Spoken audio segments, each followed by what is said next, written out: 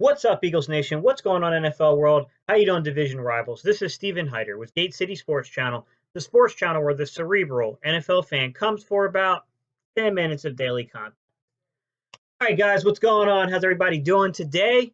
Happy Friday to y'all. I know some of y'all that work hard and have to actually work really hard for a living. I know y'all looking forward to this because you probably got a little bit of an extended weekend, right? With Veterans Day kind of giving us Monday off.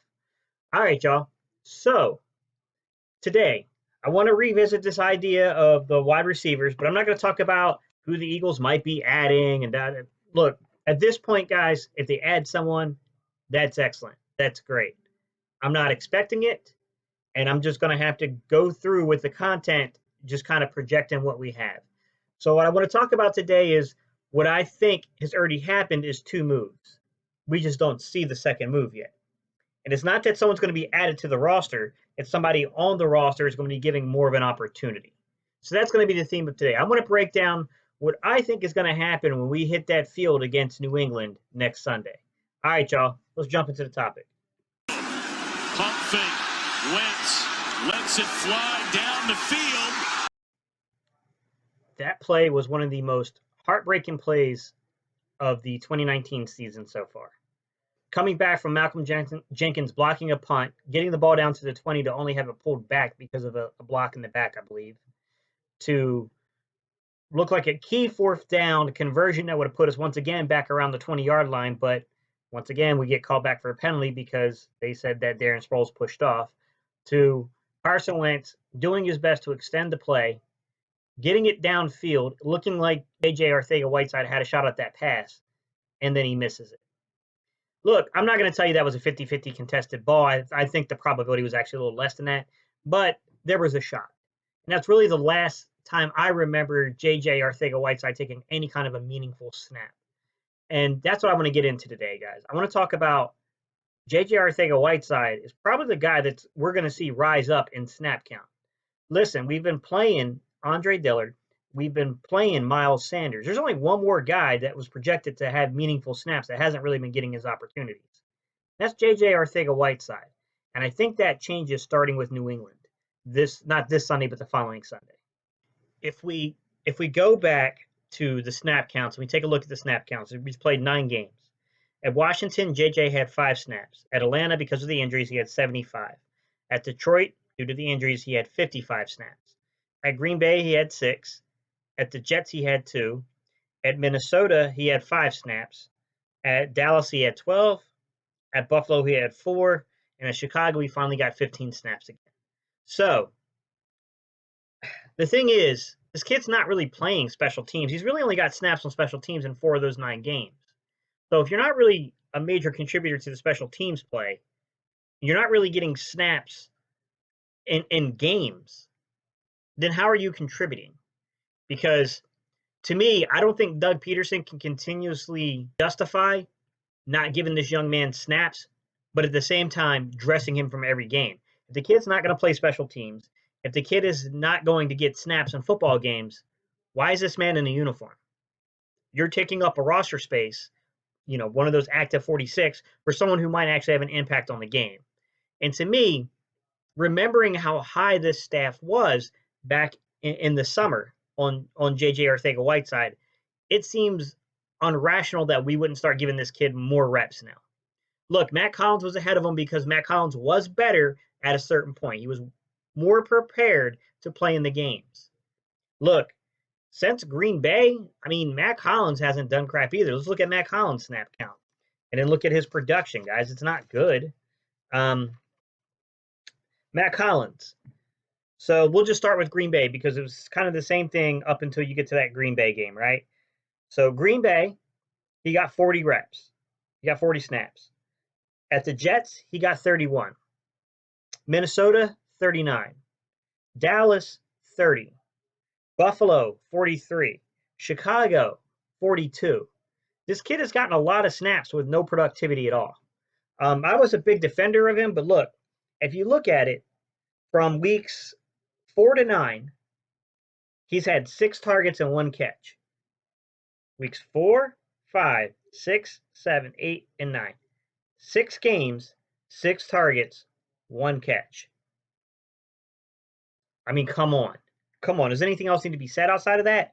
By the way, if you looked at weeks 2 and 3, just 2 games, he had 15 targets and 9 catches. I don't know what the hell happened to Mac Hollins, but it's got to get resolved at this point. I mean, Mac Hollins really probably doesn't need to touch the field unless it's a gadget play, and that should only be a handful of times.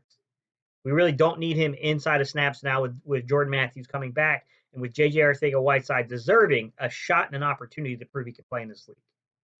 So, what I want to talk about basically, guys, is if we're saying that, then what is the ideal situation? Because I wouldn't start J.J. Arcega-Whiteside unless he's showing more probability. He's showing us more, not probability, but more possibility than what he has shown us before. But I will tell you this. I think we need to limit a little bit of how much we're utilizing Nelson Agholor. Just listen. Washington, 60 snaps. That seems reasonable to me. Atlanta, 78. Detroit, 75. Green Bay, 56. New York Jets, 61. Minnesota, 56. Dallas, 57. Buffalo, 55. And then out of the blue in Chicago, 79. He's had 5 targets against Washington, 11 targets against Atlanta, 12 targets against Detroit, 1 target against Green Bay, 3 against the Jets, 7 against Minnesota, 3 against Dallas, 4 against Buffalo, 8 against Chicago. Look, this is what I'll say. He's not going to disappear because the coaching staff likes this kid for some reason. With that said, I think we need to go back to that Green Bay, New York, Minnesota, Dallas, and Buffalo stretch of the amount of times he was being targeted. Okay? I'm just going to throw some numbers out there for you. 9 games. Nelson Agholor has made 32 receptions for 282 yards, which is an 8.8 yards per reception average, and 3 touchdowns. Okay? If we go back and we look at Jordan Matthews from last year, he had similar amount of games, right? Somewhere roughly around the same amount of games. 20 receptions, 300 yards, a 15-yard average, and 2 touchdowns. Come on, man. Come on. Come on. Jordan Matthews was way more productive last year than what Nelson Agholor has been for the Eagles this year. It's just the truth. It's the truth. And in my opinion, we need to go back to a formula of reps where we're utilizing 4 primary wide receivers this year. Maybe you mix some Mac Hollins in here and there, but I think we've all seen enough of Mac Hollins for quite some time. I think you have to go to a formula that's about, someone like, I'd say 55 to 65 snaps for players like Nelson Agholor and Alshon Jeffrey. Okay. I'd give them 55 to 65 snaps. And then I would give you 45 to 50. I'd even say 40 to 55 snaps for a player like Jordan Matthews. Okay. And then I think you have to go anywhere between 15 and 25 snaps on a weekly basis, consistency for the young kid in J.J. Arcega-Whiteside. We've got to give this kid more of an opportunity, and in certain games, this kid needs to cross that 20 snap threshold. And we need to give an opportunity. I think it's a downright shame that we did not cross this kid at the damn Z wide receiver position. That is the biggest mistake of this football season so far by this coaching staff. How the hell you go and spend a second-round pick on a wide receiver and only train him at the X and a little bit at the Z? I'm sorry, a little bit at the Y. You only gave him reps at the slot, and you only give him reps at Alshon Jeffrey's position. By the way, Alshon, while he did miss a game or two, has probably been one of the, he's a guy that will fight through pain. He's definitely not trying to give no young kid a chance to take his job.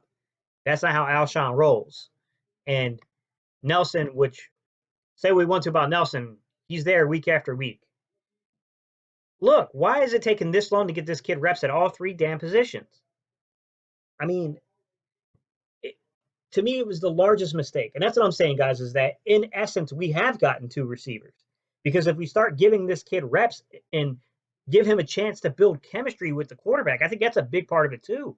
He has no chemistry that has been built with Carson Wentz.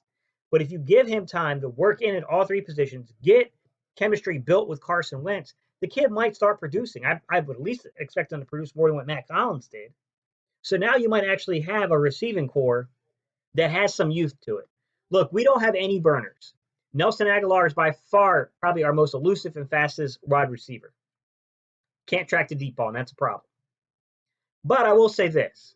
You put in a young kid like J.J. Arcega-Whiteside, and you put in a guy like Jordan Matthews, and now you start adding a little more speed than what the Eagles had, okay? We're not so damn slow anymore. That's got to happen, guys. It's got to happen. Like, we've got to increase the speed by getting these younger guys in here and these guys who know where they're supposed to be. And I think that was a large part of Matt Collins. Matt Collins believe it or not, Matt Collins has got wheels. But it doesn't matter how fast you are at the 40 time if you don't understand how to play inside the offense. Because if you're sitting there thinking and trying to remember and guess where you're supposed to be, where you're supposed to be lined up, what route tree you're supposed to be running, I don't care how fast you are if we're running in a straight line race, you're not going to be fast on the football field. And I think that's what was going on with this Eagles team more than anything.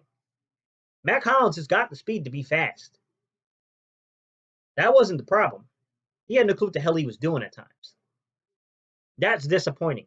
Because Matt Collins he's been a part of this team for too long to be standing out there going, damn, where am I supposed to be lined up? Oh hell, what was the route tree? He's been here too long for that. That's not acceptable. That can't happen. It can't. I was an adamant defender of him.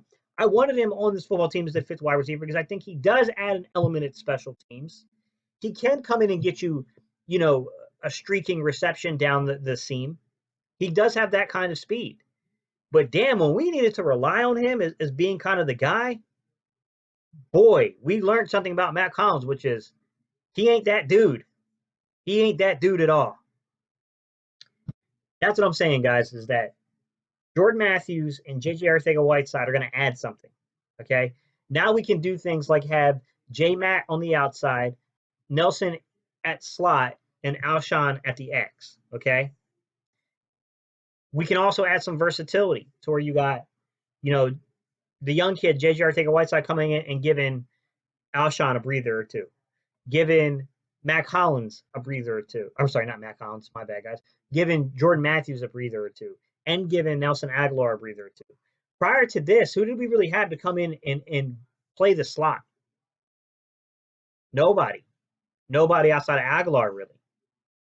I mean, we know that when Deshaun Jackson's in the lineup, he's got the versatility to do that. And there have been games where we have lined up other players in the slot, such as our tight ends, definitely Ertz, definitely Goddard. But there's really been, outside of Alshon doing it a handful of times, there's a reason why Nelson's getting so many damn reps, guys. I don't know why it's taking us this long to start getting this, J.J. Arcega-Whiteside implemented into the offense to this extent. But that's one of the most significant changes I expect to really occur over the second half of the season, is that we're going to start seeing this kid hopefully start getting, at minimum, 15 to 25 snaps. And as the season goes along and he's getting more and more reps, he's building more and more chemistry with Carson Wentz, I hope we start seeing this kid inch up towards 30 reps. He needs it. We need to get long-term answers at the wide receiver position, because following the 2020 season, guys, there's going to be changes there, because now the dead cap money doesn't make sense anymore to hold on to players like, Alshon Jeffrey and Deshaun Jackson without them drastically restructuring their contracts. Right now, nothing we can do about 2020, guys. You can't let those two players go just because it would bury us financially. Their agents did a really good job of ensuring they would be on this football team in 2020. You go look at the contract numbers, they ain't going anywhere. We would have to really sacrifice ourselves to do that. However, this is what I will say.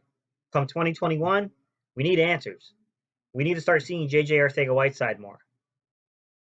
We need to know going into this draft where we need to attack. We already know that we're probably 100% going to lose Nelson Agholor. So we need to know Jordan Matthews. Jordan Matthews is not a natural slot, even though he's played there a lot. But can he do it for us again? Can Jordan Matthews earn a contract for us next year? Because we are going to need someone to play the slot, and we're not going to be paying someone $9 million to play the slot. It's just facts. I don't know what else to say on this topic, guys. That's how I feel about it. I think that get ready for J.J. Arcega-Whiteside. I think that's coming. And I think we did essentially add two wide receivers.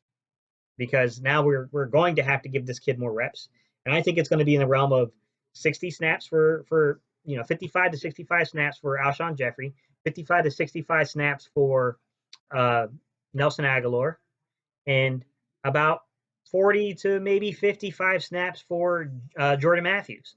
And then the rest of that is going to be this kid, JJ Arcega-Whiteside playing the X, playing the Y, and playing the Z, giving these guys breaks. I think that's what's going to happen. That's my thoughts on it. You guys tell me what you think. Don't forget to like, comment, and subscribe. And let me know your thoughts, guys. I really think we're going to see more of JJ Arcega-Whiteside. I know some of you guys are out there really wanting us to go get a guy like JJ Nelson or another stretch wide receiver. I would like it to happen. I just don't think it's going to happen. And I think you have to at some point put JJ Arcega-Whiteside on the field and find out what you got. You have to. We need to know what we have. All right, y'all. Peace. I'm out of here. And oh yeah, EAGLES. All right, Eagles. Let's see what we got, guys. We'll see how this is going to shape up in the long term.